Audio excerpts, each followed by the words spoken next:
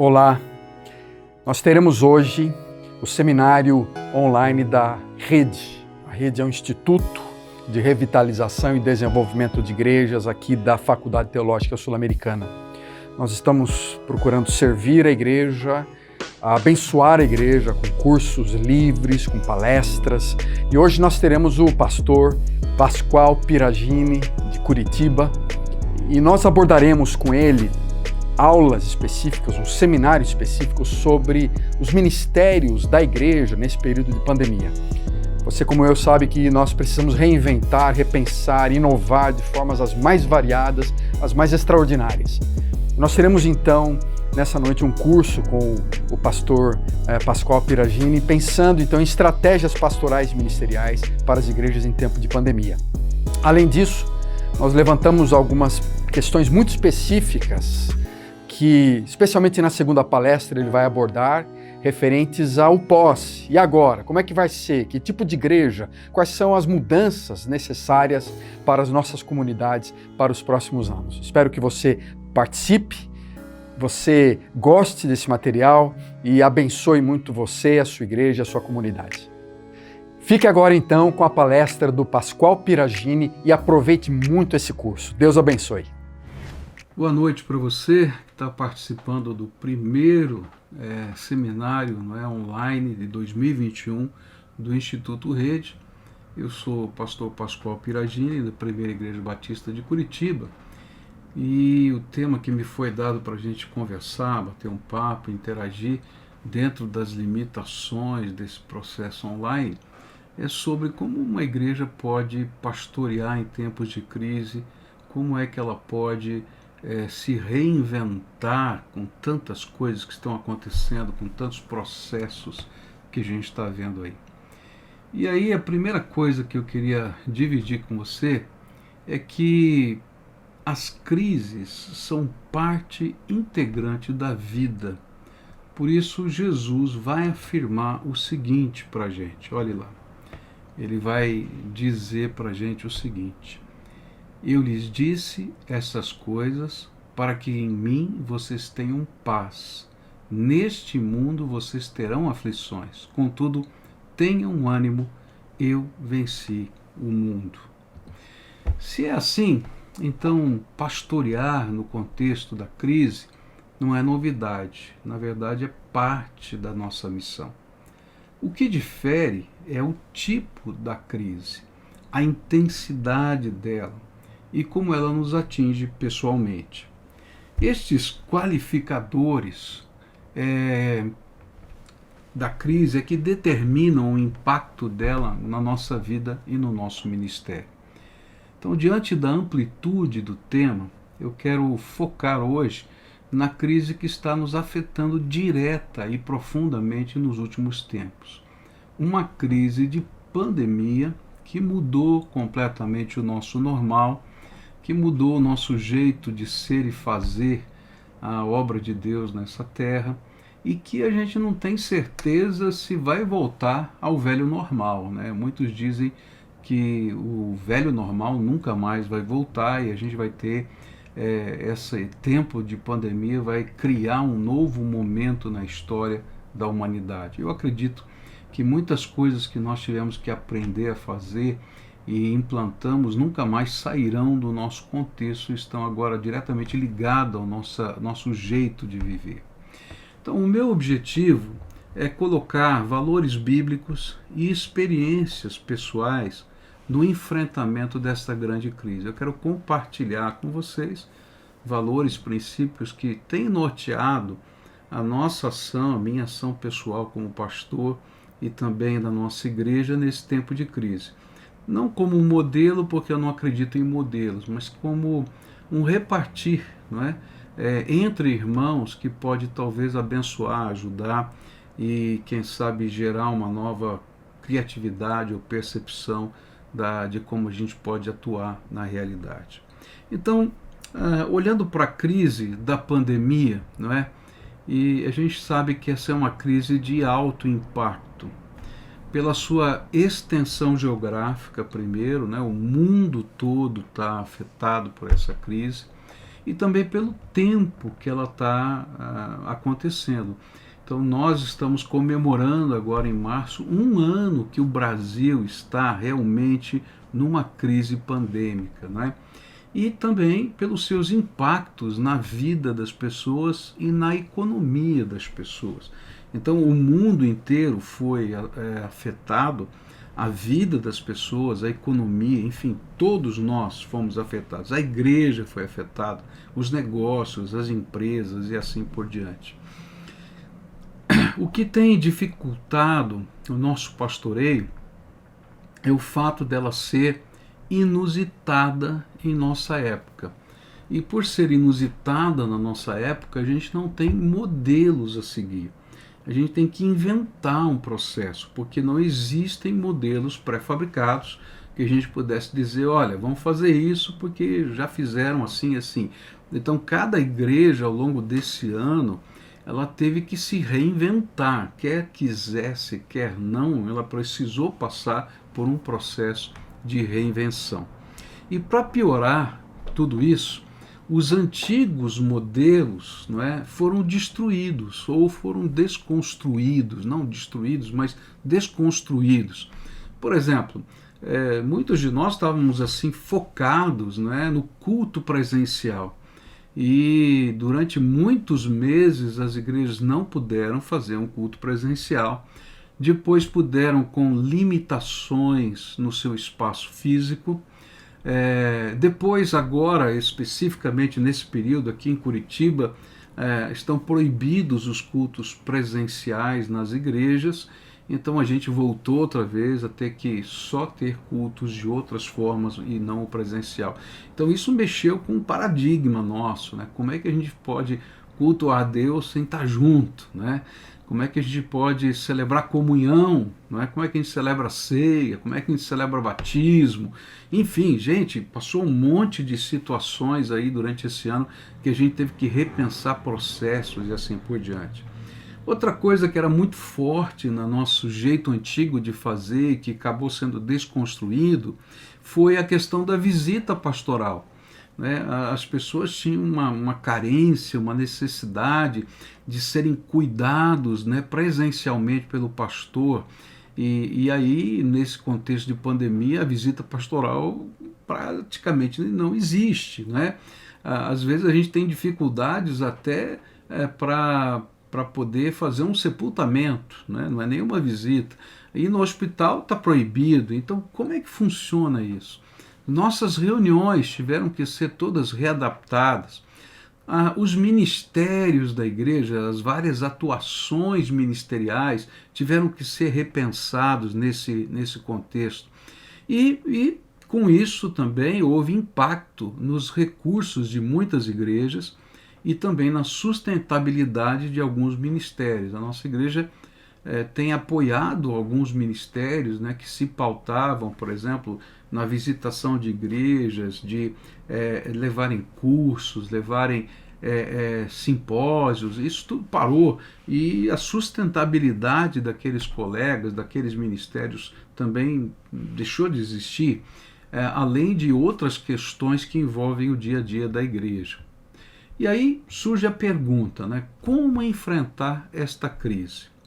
Eu volto a afirmar que eu não pretendo apresentar um trabalho acadêmico sobre isso, mas compartilhar valores bíblicos e experiências pessoais. E eu confesso que no primeiro momento eu não me preocupei muito com essa pandemia. Eu pensei que seria algo parecido como foi a gripe suína, que logo nós iríamos vencer esse processo. Mas depois eu percebi que alguma coisa inusitada estava acontecendo. E assim, a primeira coisa que eu precisei fazer para mim mesmo, e eu acho que esse é o caminho de qualquer colega, pastor, que vai querer se reinventar, é entender biblicamente o que está acontecendo, para a gente poder ter uma noção de processos na nossa vida.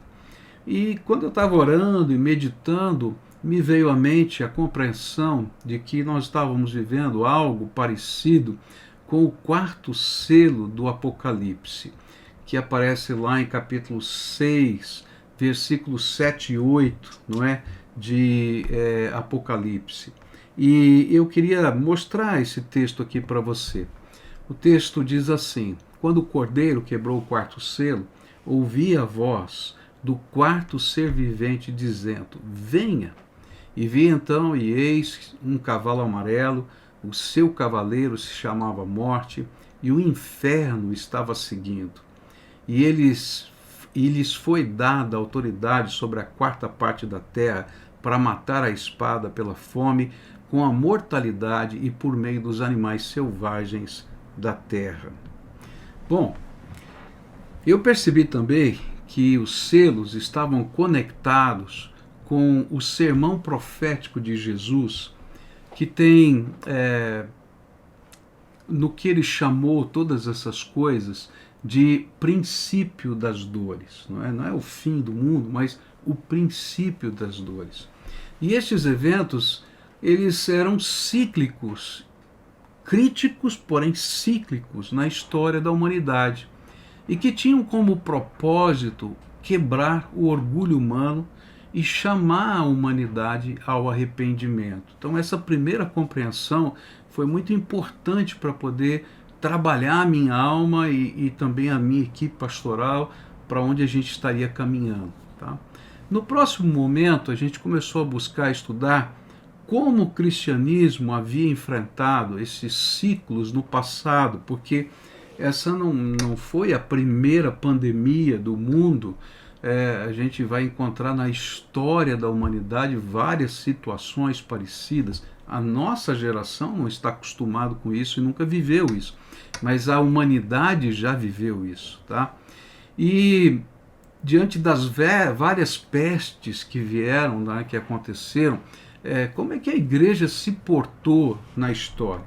E uma leitura que me ajudou muito, não é, foi O Crescimento do Cristianismo, de Rodney Stark, da Edições Paulinas, especialmente o capítulo 4, que fala sobre epidemias, redes e conversão. Não é?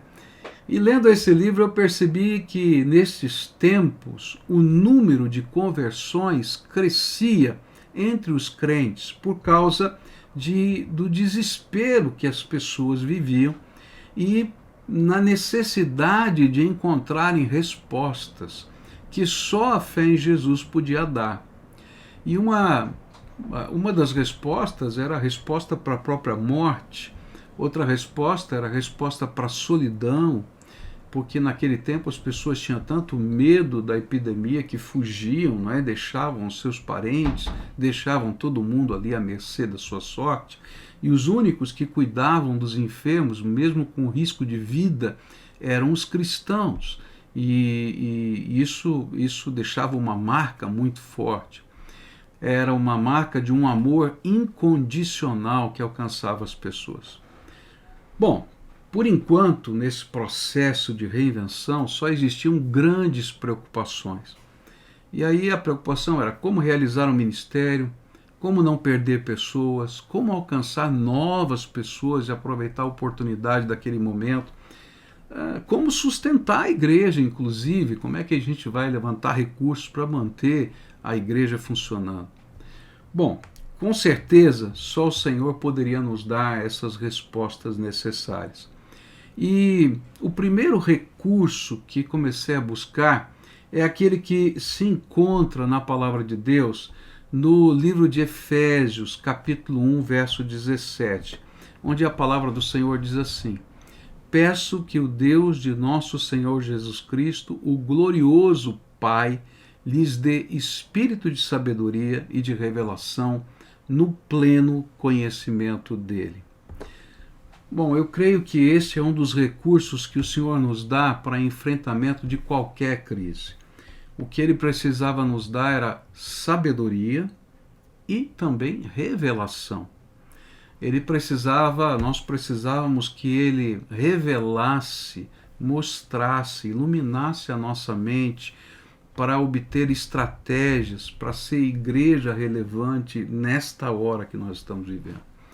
E a sabedoria, para poder liderar esse povo nessa direção de ser igreja relevante. Porque eu entendo que o papel do líder é conduzir o povo sempre a um futuro melhor. Então, como é que a gente vai conseguir conduzir o povo de Deus a um futuro melhor no meio dessa confusão toda? E aí o Senhor deu uma estratégia, né? Foi um sentimento muito forte no coração. A partir desse sentimento, então as coisas práticas começaram a acontecer. E o sentimento foi de que nós precisávamos ser igreja que cuida. Então a palavra-chave aqui é cuidar. Cuidar de todas as pessoas em todos os aspectos e em todas as formas possíveis. Então esse era o grande alvo que estava no coração, que o pastoreio, o cuidado, não é, pudesse revelar Jesus como Salvador, mas também pudesse revelar Jesus como provedor, Jesus como a resposta de Deus para a nossa vida e assim por diante. Então nós tínhamos que trabalhar mais do que nunca, esse era o grande sentimento. E a ideia era pastorear, socorrer, abençoar, enquanto proclamamos.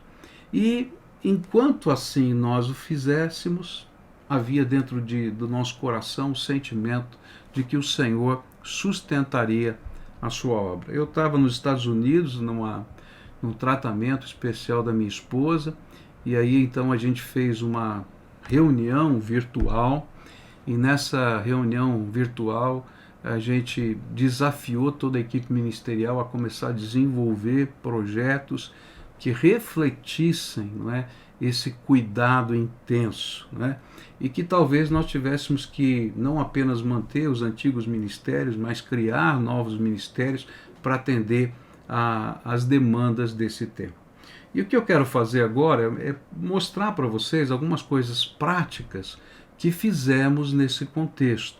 E me permitam passar um vídeo aqui para você, não é? E nesse vídeo eu queria mostrar, não é, o que Deus fez no nosso meio durante estes dias. Então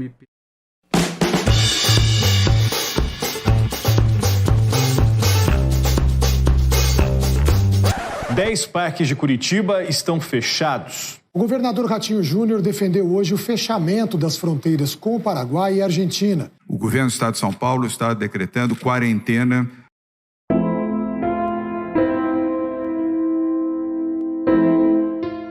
E o mundo parou. Um vírus microscópico foi capaz de fechar comércios, cancelar eventos, fechar cidades e até fronteiras.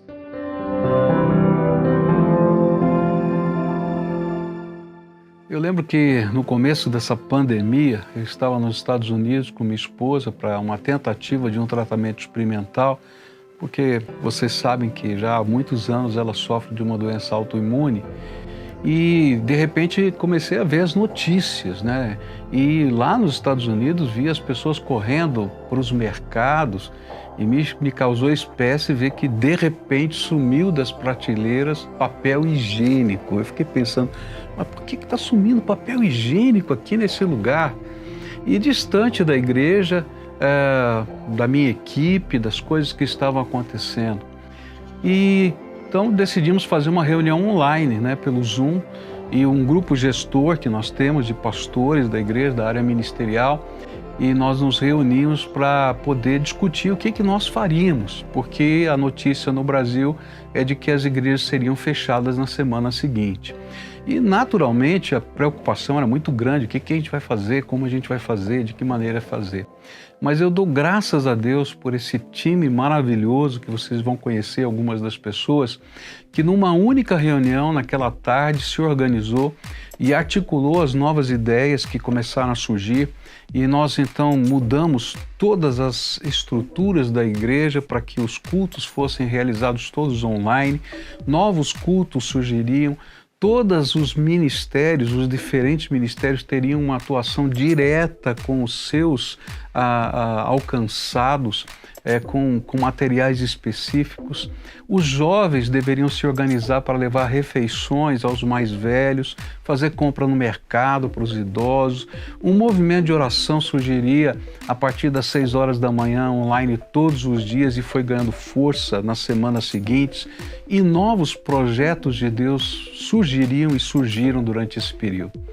Antes da pandemia, a nossa programação online se resumia à transmissão dos cultos de final de semana e durante a semana, mais ou menos 6 ou 7 transmissões.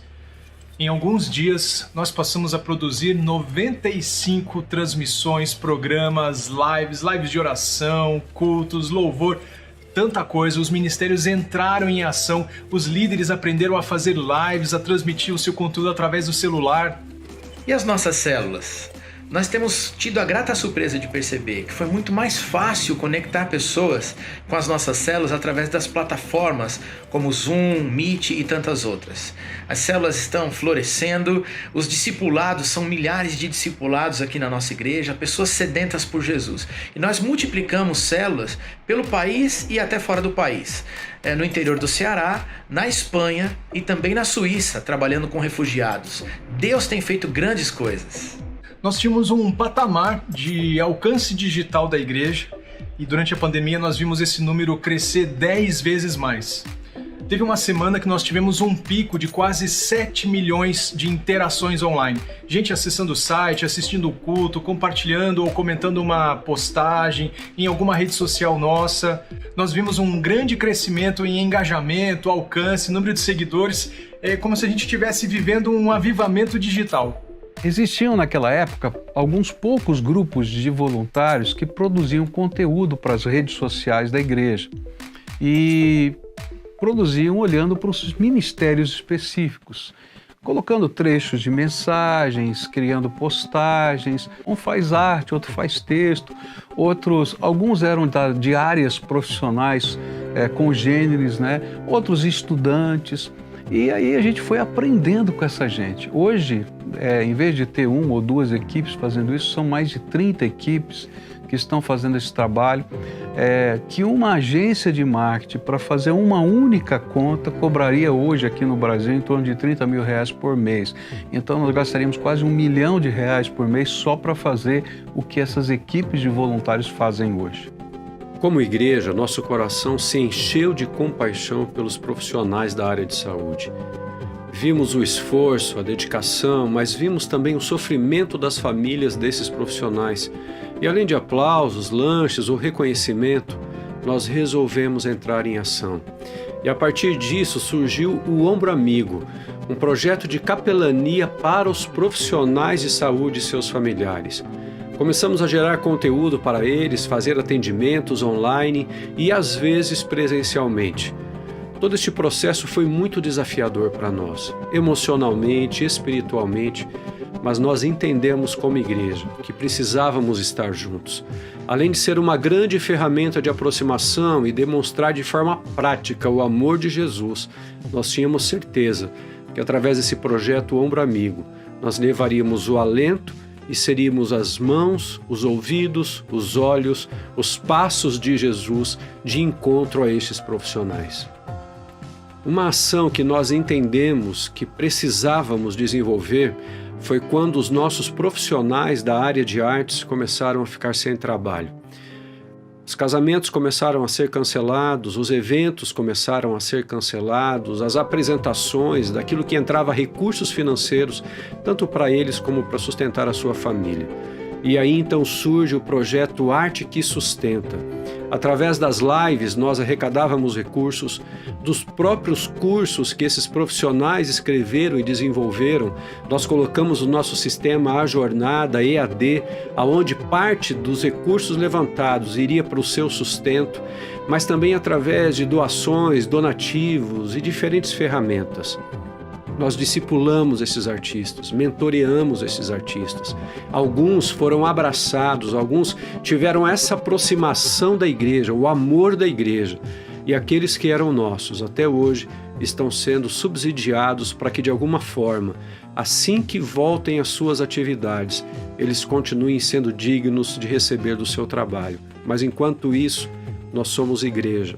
Através do Ministério Compromisso Adoração e do projeto Arte que Sustenta, e na primeira Igreja Batista de Curitiba, nós continuamos entendendo que as pessoas são mais importantes do que as coisas. Por isso estamos cuidando de cada um desses nossos artistas. Eu me alegro em ver como Deus move as pessoas em favor do próximo e encorajamos os membros a se mobilizarem em apoio aos que estavam passando por momentos difíceis. Isso trouxe um sentimento de pertencimento. E os testemunhos que começaram a surgir indicaram que juntos nós somos muito mais fortes. Esse mover possibilitou que, logo no início da pandemia, cerca de 23 mil máscaras de proteção pudessem ser produzidas e doadas por membros da igreja. E os jovens é que levavam os kits de costura para lá e para cá, porque foi feita realmente uma linha de montagem para isso. Um cortava numa casa, outro costurava em outra, e depois o produto final era levado para os destinos, né, comunidades carentes, hospitais e tantos outros lugares. Esse movimento de amor atraiu cerca de 400 voluntários que se disponibilizaram a servir nas diferentes frentes de trabalho. Nós conseguimos levar também cerca de 700 refeições que foram entregues a pessoas enfermas, pessoas que estavam com um membro da família ou mais com Covid. Então a igreja preparava comida, mandava para a casa dessas pessoas para que eles pudessem ter a alimentação ali pronta, feita. Todos os dias eles recebiam o almoço e o jantar. 700 diferentes refeições foram patrocinadas por esse grupo, né? Outra frente de trabalho preparava e servia num restaurante popular 13 mil refeições para a população em situação de rua. E sempre me surpreende o cuidado de Deus em todas essas circunstâncias, pois quando os estoques de cestas básicas ou alimentos começavam a diminuir, novos alimentos chegavam no mesmo dia e a sala ficava repleta novamente. E assim pudemos doar, desde o início da pandemia, 43 toneladas de alimento, 500 kits de higiene e limpeza e 28 mil peças de roupas. O governo do estado do Paraná pôde contar conosco para a distribuição de cartões para aquisição de alimentos do programa Comida Boa, que possibilitou alimento a 4.700 pessoas na sede e nas congregações da PIB. Todas puderam ouvir do amor de Deus e receberam Bíblias e devocionais. O Campus Portão e o Campo Comprido também realizaram ações de apoio e distribuíram 37 toneladas de frutas, legumes e verduras, parte recebidos do Banco de Alimentos, da Mesa Solidária e do SEASA, apoiando 100 famílias em situações de vulnerabilidade. Deus é muito bom.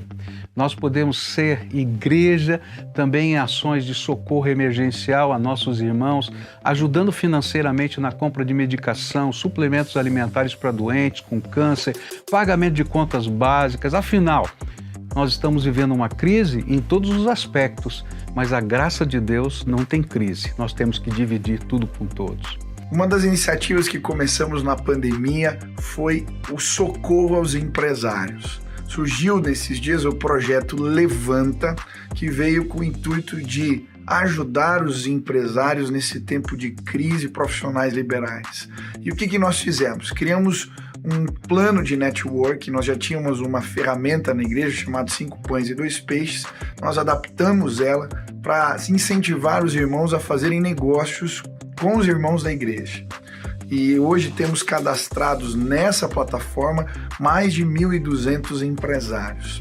Segunda alternativa foi trabalhar a questão de conteúdos. Profissionais da igreja bem-sucedidos começaram a dispor bons conteúdos nessa plataforma e em seguida começamos um plano de mentoria. Os empresários se vinculavam e eram mentoreados por outros empresários da igreja. Hoje estamos acompanhando mais de 300 empresários nessa mentoria e muitos têm sido socorridos, inclusive financeiramente, por um fundo que foi criado dos próprios empresários da igreja, que tem ajudado esses irmãos a se manterem.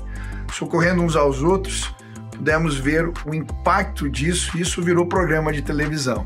Começamos a compartilhar o que Deus estava fazendo, compartilhar boas práticas de gestão e surgiu o programa de televisão Levanta, que também tem impactado muita gente. Graças a Deus temos visto o Senhor levantar pessoas em nosso meio.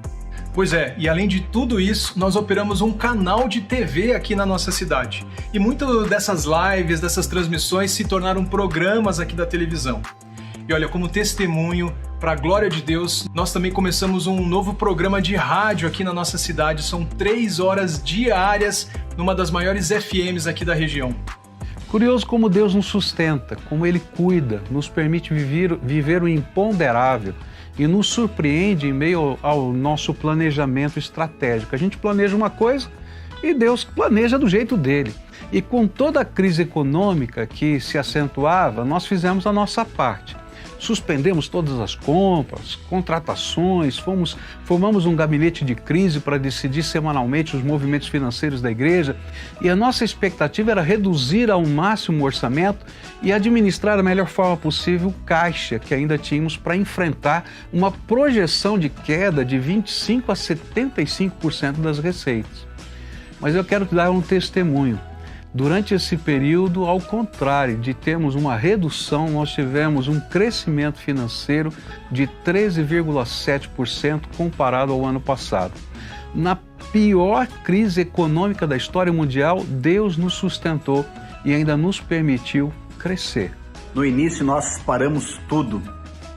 Poucas semanas depois, nós retomamos os nossos investimentos. Compramos terreno, fizemos reforma no templo, retomamos obras nos nossos campos e assim tem sido. Estamos avançando. Nesse tempo, a nossa área de TI criou soluções para que a igreja pudesse votar e termos as nossas assembleias online. Estamos sendo surpreendidos por nosso Deus. Deus é bom. E o crescimento não foi só financeiro, não foram só números. Graças a Deus, milhares de pessoas têm se convertido. Desde março até agora, mais de 1.500 pessoas estão fazendo discipulado, se preparando para o batismo, porque receberam Jesus como seu Salvador através dessas ferramentas online. Fora aqueles que estão ainda num processo de evangelização, que a gente chama de acompanhamento. São centenas deles. Graças a Deus, a palavra de Deus não está parada. É uma mistura de sentimentos, porque ao mesmo tempo que nos alegramos com o cuidado de Deus em várias áreas e projetos, os jovens saindo às ruas para fazer serenatas nos prédios, cantando hinos, pregando nas ruas, orando, cultos no estilo de drive-in ou eventos para crianças em drive-thru. Nós também tínhamos o coração quebrantado com a perda de entes queridos, membros, amigos e a impossibilidade de se despedir. Eu lembro de um velório que tivemos que fazer todo online, com uma forma de trazer consolo e conforto àquela família enlutada. E você pode imaginar o sentimento de um pastor que não pode visitar um doente, não pode fazer um enterro, não pode nem fazer uma bodas. Eu fiz uma bodas toda online, que coisa diferente. No meio dessa crise, eu lembro de um dia que uma das piores tempestades dos últimos anos passou pela nossa cidade, destelhando muitas casas.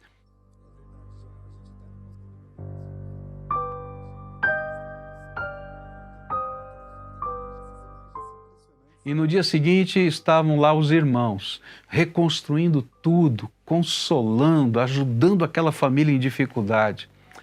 Isso é ser igreja, é ser povo de Deus. Vários pastores, ministros, funcionários da igreja ficaram doentes, mas graças a Deus se recuperaram. O trabalho não parou e a igreja nunca esteve tão viva como agora. E além da pandemia, crise econômica, distanciamento social. Estamos passando por uma das piores estiagens da história no nosso estado, convivendo com a falta de água dia sim, dia não. Mas entendo que aquele que pode fazer chover no deserto, brotar a água da rocha e partir o mar tem cuidado e amparado os seus filhos neste tempo de crise.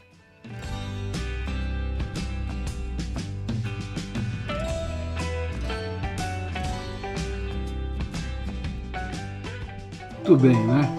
Deu para você ver um pouquinho do que a gente tem feito.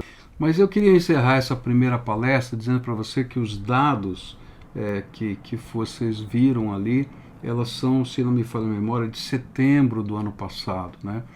Deus tem mantido essa graça aí, muita gente tem se convertido. Um dos focos muito importantes que eu queria passar para você é que o trabalho online é muito distante. Então a gente tem que descobrir quem está nos assistindo e de alguma maneira fazer contato e aproximar-se deles. Então esses mais de 1.500 discipulados daquela época, eles surgiam exatamente disso, da gente tentar identificar quem estava acompanhando a gente pelas mídias sociais ou por qualquer outro veículo e trazia para perto para a gente orar junto. A primeira estratégia era orar junto, nós queremos orar por você, e depois a gente caminhava para estudar a palavra, para saber como é que estava a vida, se precisava de alguma coisa, e essas aproximações geram comunidade. As células cresceram, se multiplicaram, porque elas continuaram existindo e dava o dinamismo dessa comunhão que a igreja online não consegue ter. Essas são algumas dicas, né? E queria dizer para você que a igreja também aprovou durante esse período que todos os meios que a gente desenvolveu, especialmente a parte de EAD que a igreja criou, a parte de internet que foi criada, tal, ela decidiu disponibilizar para igrejas gratuitamente, para igrejas parceiras que quisessem utilizar esse material ou produzir usando essas ferramentas o seu próprio material. E hoje nós temos cerca de 80 igrejas que usam o nosso material e também fazem o seu próprio material. E quando tem coisa boa lá, eu peço permissão para usar aqui também, porque no reino de Deus, a gente pode ser cooperador, e essa é a grande lição. Então fica aqui a primeira palestra, eu sei que deve ter várias questões, e na segunda palestra eu quero falar um pouquinho sobre algumas questões que me passaram aqui, como uma igreja pequena, que eu falei no contexto de uma igreja grande, como uma igreja pequena pode, num momento de crise, se reinventar e descobrir novos caminhos. Então, até daqui a pouco.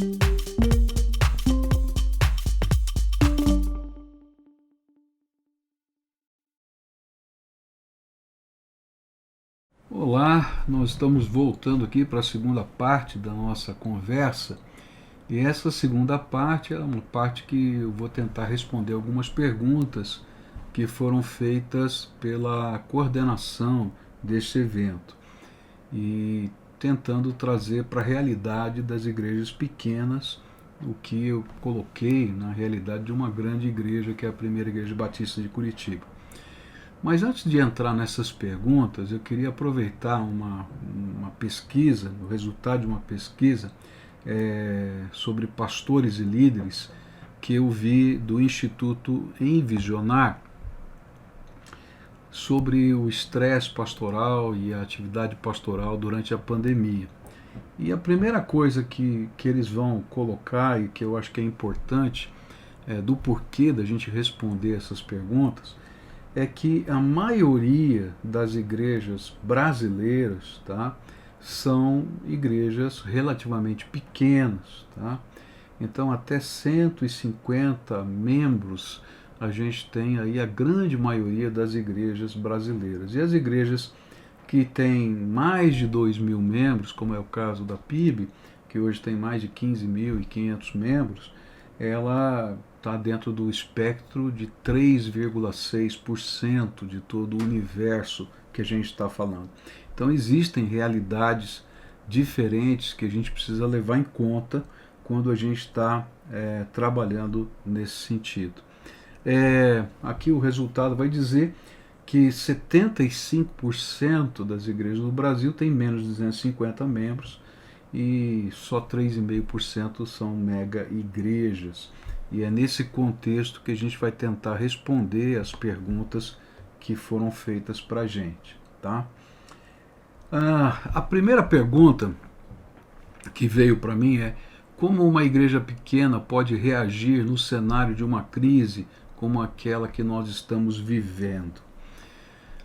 Então, quando a gente olha para tudo que a gente apresentou ali, e também para os resultados da pesquisa lá da Envisionar, que falam do nível de estresse dos pastores durante a pandemia e dos líderes, a gente vai perceber que tanto a igreja grande quanto a igreja pequena não consegue enfrentar as suas próprias demandas e as demandas de um tempo como esse que a gente está vivendo, se a gente não tiver uma equipe, se a gente não formar equipes de liderança e se a gente não trabalhar fortemente nessa visão de formação de equipes.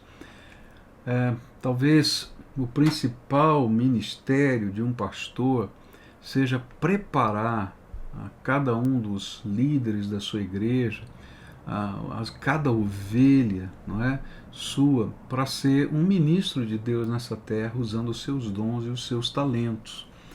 Porque senão o nível de saturação da liderança ela vai chegar a ser atingida rapidamente. Então eu queria aqui compartilhar algumas coisas pessoais. Eu já vim aqui para a PIB de Curitiba como sendo uma igreja grande. Quando eu cheguei em Curitiba, ela tinha 1.014 membros. Mas eu pastorei uma igreja de 150 membros em São Paulo que chegou a 500 membros aproximadamente, quando vim para Curitiba. E uma das coisas que eu aprendi é que a gente tem que investir na formação de líderes. Se você não investir na formação de líderes, você vai ficar logo e rapidamente esgotado com as demandas, com os incêndios, com os problemas, com as tantas atividades que vão sendo colocadas sobre o seu ombro. Não é? No começo do ministério aqui em Curitiba, eu tive que reaprender isso. Eu já sabia trabalhar em equipe em São Paulo, mas depois de um certo tempo, chegando aqui, tendo que assumir a liderança da igreja, uma cultura nova, um processo totalmente novo, eu comecei a tentar fazer o meu melhor. Eu pregava 12 vezes por semana, dirigia cultos nas casas, estudo bíblico, isso, aquilo, outro, e chegou uma hora que eu fiquei doente. Peguei uma enfermidade que atacou os meus pulmões e eu fiquei cerca de 3 meses afastado do ministério por causa da gravidade da enfermidade. Cheguei a fazer uma bacteremia, que é um derramamento de bactérias no sangue, né? E isso me levou a ter, assim, quase chegar à morte. E durante esse período de 3 meses, Deus teve que trabalhar a minha mente para que eu pudesse abraçar com toda a força uma visão de que o meu ministério poderia ser reproduzido na vida de pessoas a quem eu discipulasse e treinasse. Então, se eu pudesse dar uma dica, não é? Invista na formação de líderes, invista na formação de pessoas que vão exercer o seu ministério como sacerdote do reino. E uma das ferramentas que nós começamos a usar na nossa igreja foi o trabalho em pequenos grupos, células, você pode chamar do que você quiser, porque você de fato forma líderes com uma visão de evangelismo, de missões, uma visão de cuidado pastoral e uma visão realmente de discipulado.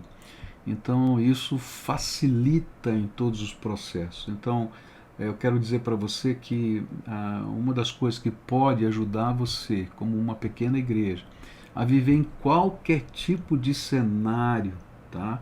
É o fato de você poder formar líderes. E isso é uma coisa que está, inclusive, defendida, né? Pela pesquisa feita por esse Instituto Envisionar. E eu queria mostrar para você algumas coisas interessantes dessa pesquisa. Então, eles pesquisaram também a questão do estresse dos pastores e líderes durante a pandemia. E o nível de estresse, né, foi identificado aqui, então as pessoas respondiam uma pesquisa, e aqui muito estressados, pouco estressados, sem estresse nenhum, e assim foram colocando aqui os dados. Tá? E em relação ao tamanho da igreja, 49% dos pastores e líderes se dizem estressados ou muito estressados por causa da pandemia. E além de ter que se reinventarem nesse processo para fazer o que já faziam de uma forma diferente, a demanda de pastores, do pastoreio, cresceu muito. Tá? Mas aqui eles identificaram, tá, que aqueles que estavam pouco estressados eram aqueles que já estavam trabalhando com equipes ministeriais, que já estavam trabalhando com liderança, que já tinham um espectro de gente que podia ajudar mais em todos os aspectos do seu ministério. Então eu achei muito interessante isso, que a demanda diminui, tá, quando a gente pode ter líderes trabalhando com a gente. Muito bem. Diante desse cenário, primeira dica, em qualquer cenário, trabalhe para formar líderes e líderes que tenham missão significativa. Uma coisa que é importante a gente entender é aquele texto lá do Velho Testamento, quando Deus fala para Moisés separar 70 pessoas para ajudá-lo, e ele diz assim, olha, eu vou tirar do espírito que coloquei sobre você para lançar, tá, sobre aquelas pessoas que eu vou separar para essa obra de ministério. E é interessante porque muitas vezes eu li aquele texto e dizia assim, Senhor, Tu és infinito. Por que o Senhor tem que tirar do pobre do Moisés uma porção do espírito dele, que o Senhor deu para ele, para dividir com os outros profetas que estavam ali? E aí eu aprendi uma lição. Quando você treina líderes, não é? Esses líderes têm que ser empoderados, eles têm que receber parte da sua missão, mas também parte do seu poder, da sua delegação. E se eles recebessem um poder à parte do seu, existiria divisão no grupo. Mas como eles recebem uma parcela do que Deus já te deu, então há unidade no grupo. Então a missão, quando dividida, ela tem que ser significativa, tem que ter valor. E aí as pessoas se envolvem e a gente vai participando de uma maneira colegiada. Tá? Então, dica aí preponderante, forme líderes, crie equipes ministeriais em todas as áreas. Por exemplo, os nossos índices em termos de alcance na internet durante a pandemia saíram de 250 mil pessoas por semana para um pico de 10 milhões no mês de dezembro, tá? E hoje se mantém em torno na faixa de 7 milhões por semana, tá? Agora, isso não é feito por uma pessoa, por um ministério, mas é feito por 30 equipes diferentes, de cerca de 5, 6 pessoas que trabalham 120 produtos ou conteúdos diferentes toda semana. É claro que é uma grande igreja, a gente pode ter um número tão grande assim, mas uma igreja pequena pode ter uma equipe, 2, 3, gente que se envolve, que se interessa, e a gente pode fazer isso em todas as áreas. E isso dá força, dá unidade, dá visão, dá sinergia ao trabalho da igreja. A segunda pergunta que veio aqui é: de que ferramentas a liderança pastoral pode lançar mão para atender às demandas do povo? Tá?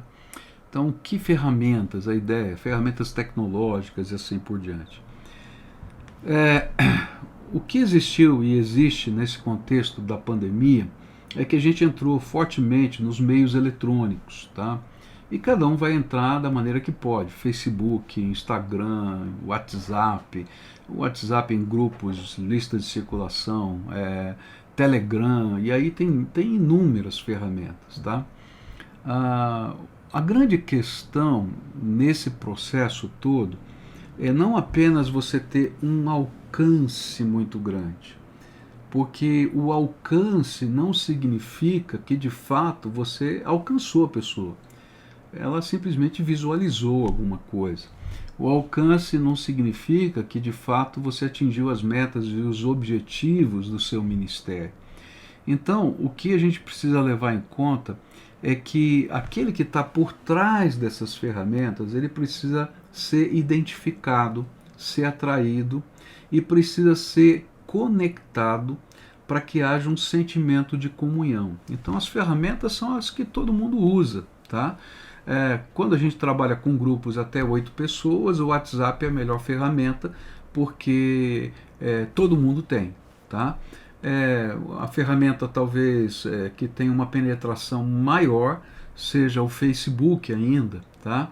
E logo em seguida o Instagram e o YouTube. Então você vai usando as ferramentas que são possíveis.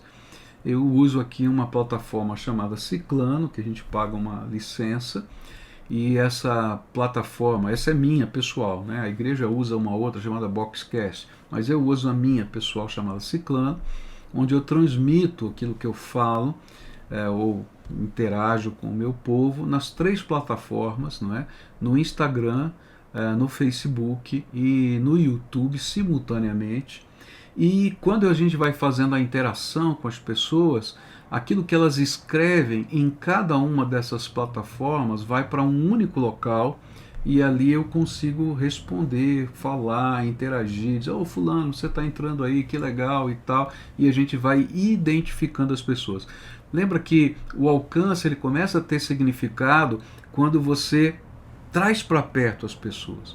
Depois a gente tem uma segunda etapa nesse processo, que é o processo de levar essas pessoas para uma comunhão com a igreja. Então nós funcionamos com as células online, usando às vezes o Zoom, o Meeting, né, da Google, o Team, acho que é Team da Microsoft, ele tem lá acho que é Team da Microsoft, um lá do Oracle, cada um que vai usando a sua ferramenta. Algumas têm limitação de tempo, outras não têm, então a gente vai usando essas que a gente possa usar, que os líderes possam usar e tenham facilidade. Mas o importante é que a gente conecte. Então geralmente a gente tem um lugar onde a pessoa pode se inscrever lá no nosso Instagram, no nosso YouTube, e aí então ele vai fazer parte dessa família da célula. A gente tem o grupo que a gente chama de discipulado, né? Então criamos uma plataforma muito forte de discipulado. Essa plataforma de discipulado é um EAD que está aberto. A igreja decidiu dar de presente para qualquer igreja que queira usá-lo. Hoje são mais de 80 igrejas que estão usando junto com a gente.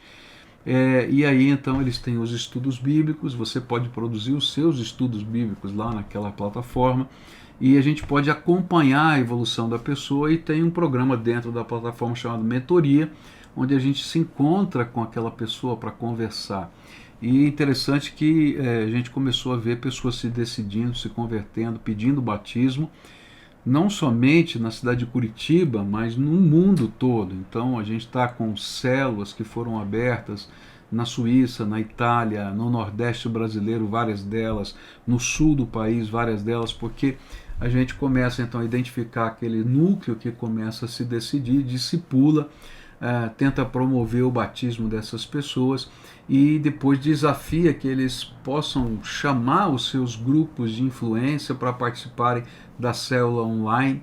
E isso então tem sido uma ferramenta muito gostosa, muito preciosa. Então, se você quiser, pode pedir aí a coordenação do evento para pedir o meu e-mail, e manda um e-mail para mim, a gente abre a plataforma para você. Se quiser conhecer, chama-se ajornada.com.br, e ali então a gente tem várias coisas. Tem a parte que aparece para todo mundo, tem a parte que é restrita, e tem a parte que são das igrejas parceiras, e a gente não interfere no material das igrejas parceiras, a gente simplesmente cede a ferramenta para uso, tá?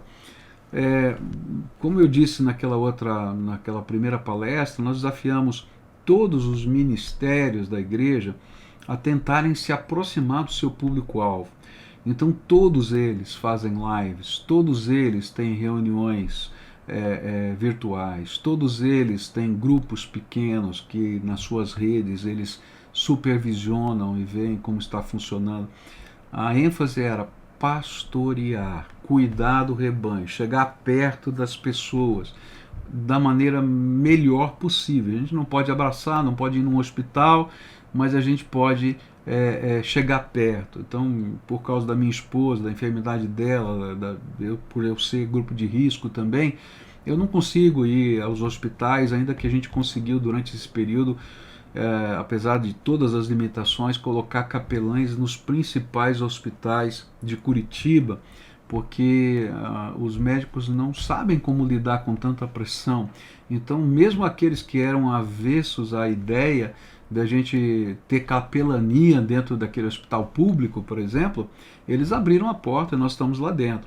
E, então, com isso, a gente consegue visitar muita gente. Porém, eu não consigo ir, não sou eu que vou. Às vezes tem lá os voluntários, tem lá pastores, enfim, tem pessoas treinadas para isso. Mas eu consigo falar com eles, porque quando entra um capelão lá, ele liga o telefone dele, põe lá numa chamada de vídeo, eu converso com aquela pessoa, eu oro com ela e assim sucessivamente. O importante é chegar perto das pessoas, tá? Os programas são ferramentas, tá? O que faz a diferença não é a ferramenta. O que faz a diferença é o sentido da missão, é a proximidade, a gente está perto, a gente tentar levar algo que ninguém está levando, que é a graça de Deus, a esperança, é a oração, é o apoio à família. Então tem alguém lá no hospital, mas tem uma família que você pode acessar, e aí então você vai dizer, olha, estive lá, falei, o nosso capelão falou com ele, a situação está assim, nós estamos orando, e aí você começa a fazer um contato com aquela família, e de repente viram amigos, depois abrem a porta para o discipulado, e a gente vai pregando o Evangelho do Senhor Jesus dessa maneira, tá? Outra pergunta que veio aqui nesse contexto é qual o papel da liderança da igreja no apoio ao combate à pandemia, tá? Ok, nós vivemos hoje num mundo muito dividido, tá? Então eu sinto isso dentro da minha igreja. Então qualquer coisa que você faz lá na minha igreja, você tem um grupo que é pró-tratamento precoce, daí você tem um outro grupo que é avesso ao tratamento precoce, tem um grupo que quer que abra a economia, tem um grupo que não quer que abra a economia, Então, como uma igreja grande, ela é uma fatia desse universo brasileiro que está dividido, tá? Então você tem que conhecer primeiro a sua realidade, porque tem ações que você pode fazer e tem ações que talvez não fosse tão interessante você fazer, porque poderia criar dificuldades internas dentro da sua comunidade. O que eu tenho trabalhado de uma maneira muito forte é no incentivo à vacinação, no incentivo ao uso de máscara, no incentivo à produção de máscaras. Nós produzimos mais de 20 mil máscaras com as senhoras lá da igreja, no trabalho de captação e doação de alimentos, no trabalho de atendimento às famílias por videochamada, pelo meio que for possível fazer nesse tempo de desespero, de angústia, muitas vezes levantando recursos para compra de medicação, para ajudar de alguma maneira. Por exemplo, a nossa igreja fez um levantamento e doou o recurso referente a um respirador para um hospital público de Curitiba. Na ocasião, então, que eles que receberam a doação, eles preferiram usar esse recurso para compra de medicamentos que eles não tinham. Então a igreja trocou esse valor para isso. Então esses movimentos que a gente faz de participar do processo, de ser parte da comunidade, de ajudar. Eu tenho participado com o prefeito da cidade, com o governador da cidade, quando eles têm lá decisões para tomar com relação ao lockdown, não lockdown, distanciamento social. Eles têm chamado os pastores, né, das maiores igrejas e a gente vai junto, a gente está lá, a gente vai lá para ouvir, a gente vai lá para apoiar, às vezes para criticar. A gente entrou no processo da comida boa do governo do estado, eles não tinham estrutura para fazer a distribuição dos cartões, então nós oferecemos os voluntários da igreja para isso. Então, de acordo com o tamanho da sua igreja, de acordo com as suas possibilidades, a gente tem que se tornar relevante para a comunidade. Então esse é o grande alvo, tornar-se relevante para a comunidade. Se a gente consegue se tornar relevante para a comunidade, a gente atinge os objetivos, não é, da nossa missão e a gente pode ajudar nesse período de pandemia. Com relação, por exemplo, à distribuição de cestas básicas, na primeira fase, nós entramos assim com o programa Comida Boa, com os programas do SEASA, nossos voluntários iam buscar alimentos, levar às comunidades carentes e assim por diante. Então a gente tem que entrar onde dá e conforme as forças que Deus tem nos dado, tá? Uma outra pergunta que veio para mim aqui é: o que é que vai mudar na pós-pandemia? Bom, eu acho que o mundo não vai ser mais o mesmo, tá? Em vários aspectos. A maioria das empresas descobriram que é mais barato para elas ter parte da sua força de trabalho trabalhando em casa. Então isso vai ser uma grande mudança na pós-pandemia. Eu ouvi uma palestra de um pastor de Singapura recentemente, eu achei muito interessante a palestra dele. Ele diz assim: nunca mais vai ser o que era antes. Então essa era a proposta dele. E ele então temia alguns aspectos. Ele dizia assim: olha, alcance não é avivamento digital, a gente tem que trabalhar compromisso, discipulado. Então uma das coisas que a gente vai aprender, eu acho que vai mudar, é que esse sistema híbrido, onde a gente tem o presencial e o virtual, ele não vai parar mais, tá? Quando tiver o presencial, você tem que manter o virtual. E quando você tiver o presencial, você tem que aprimorar as ferramentas do virtual para gerar comunidade, interação, comunhão e assim por diante. A pergunta me colocava aqui alguns outros aspectos, né? Será que vai haver um aumento do individualismo?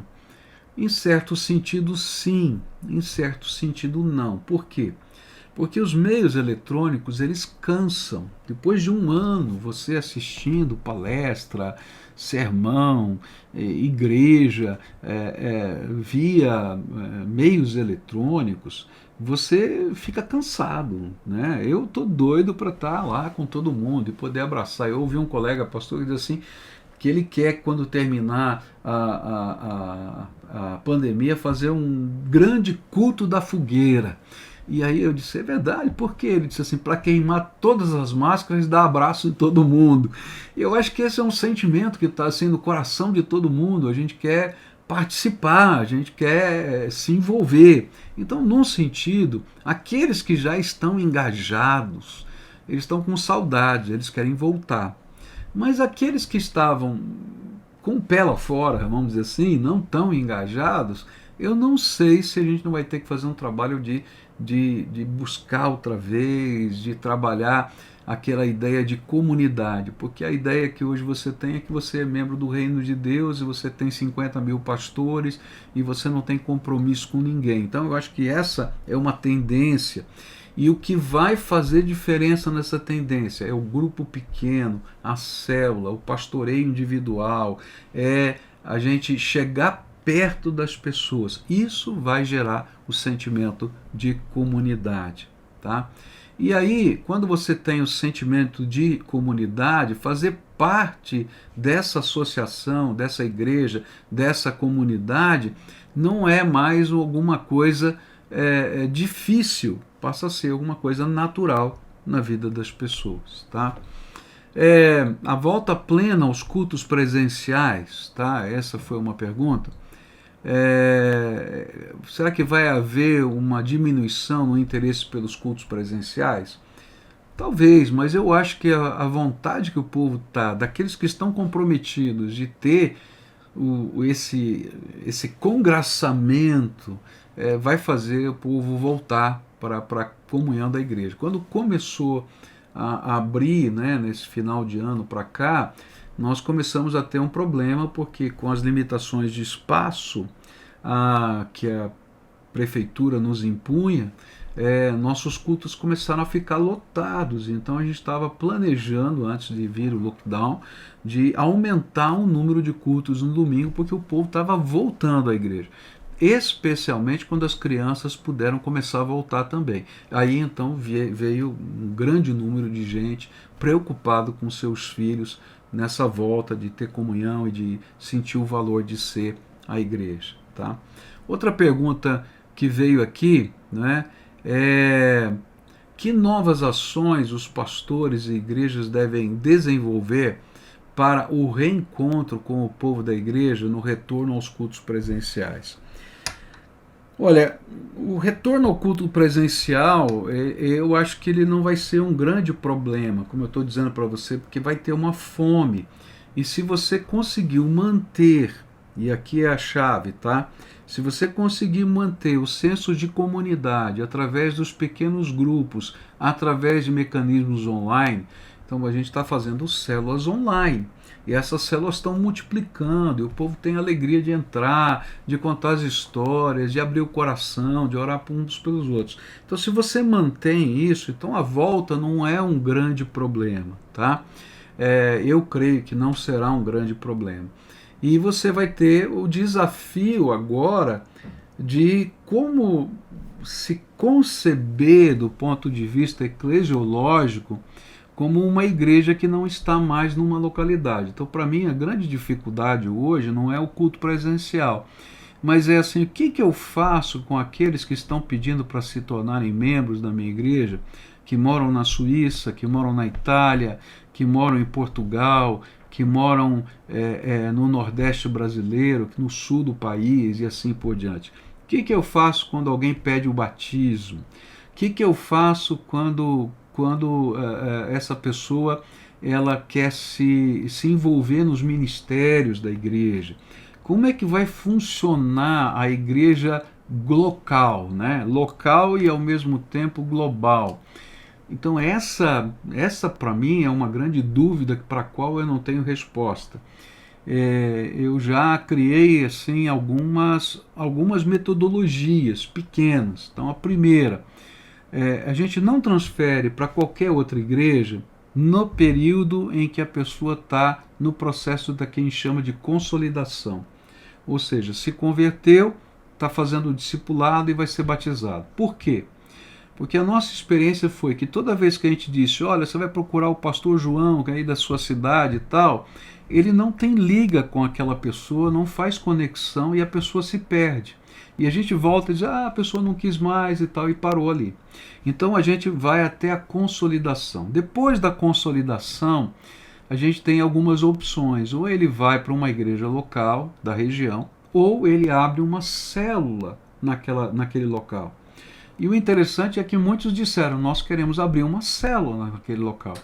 E aí nós criamos uma outra opção. Quando essa célula se multiplicar 7 vezes, então a gente vai ter perto aí de 90, 100 pessoas naquela localidade, então a gente abre uma nova congregação, uma nova missão naquele local. Se ela não se multiplicar 7 vezes, a gente vai tentar fazer uma reintegração nas igrejas do local. Não tenho tudo isso funcionando, eu tenho algumas células que se multiplicaram 2 vezes ainda, tá? Uma está indo para a 3ª vez. Então a gente não tem ainda uma experiência consolidada, a gente está engatinhando, porque eu acho que é uma coisa tão nova que não dá para a gente copiar modelos, então a gente vai tendo que testar processos. Eu não sei, esse vai ser um período novo, já está sendo um período novo e que a gente vai ter que descobrir, não é, como caminhar nesse período. Eu vou terminar aqui, o meu tempo já terminou, não é? E eu queria agradecer o convite e espero ter sido útil. Eu sei que ninguém nesse tempo tem todas as respostas, o que a gente tem é uma série de perguntas e talvez um pouquinho que a gente pode dividir com cada um da sua própria experiência. Todos nós estamos aprendendo a viver nesse novo mundo e nesse novo tempo. E como disse aquele pregador que eu citei lá de Singapura, ele disse que não tem outro jeito de enfrentar o novo mundo e o novo tempo a não ser de joelhos, porque se Deus não derramar a visão da sua graça, a gente perde a perspectiva. E é interessante porque ele usou como ilustração para isso uma pintura famosa, eu não me lembro quem foi o pintor, que estava numa grande galeria na Europa, e um crítico de arte americano foi lá visitar aquela galeria, e o guia que eu estava conduzindo apresentou aquela obra famosa, e ele olhou para aquela obra e ele disse assim, puxa vida, que interessante, porque é um artista tão famoso, e quando a gente olha de perto a pintura, parece que as perspectivas dessa obra estão fora de sincronia.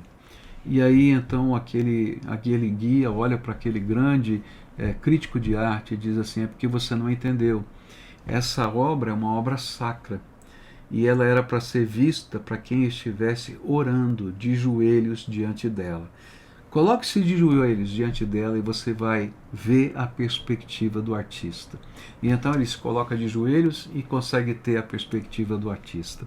E ele usou, esse pregador de Singapura, ele usou essa ilustração para dizer que diante de tudo que a gente está vivendo, existe uma perspectiva de Deus, do artista amor, do Criador. E que a gente só vai poder entender essa perspectiva se colocar de joelhos diante dele, para entender esse novo mundo, esse novo tempo e esses novos desafios. Que Deus nos dê graça para isso. É a minha oração. Deus o abençoe. Com certeza você teve um bom curso, aproveitou essa palestra e vai aplicar muitos desses conceitos e ideias na sua comunidade, na sua igreja.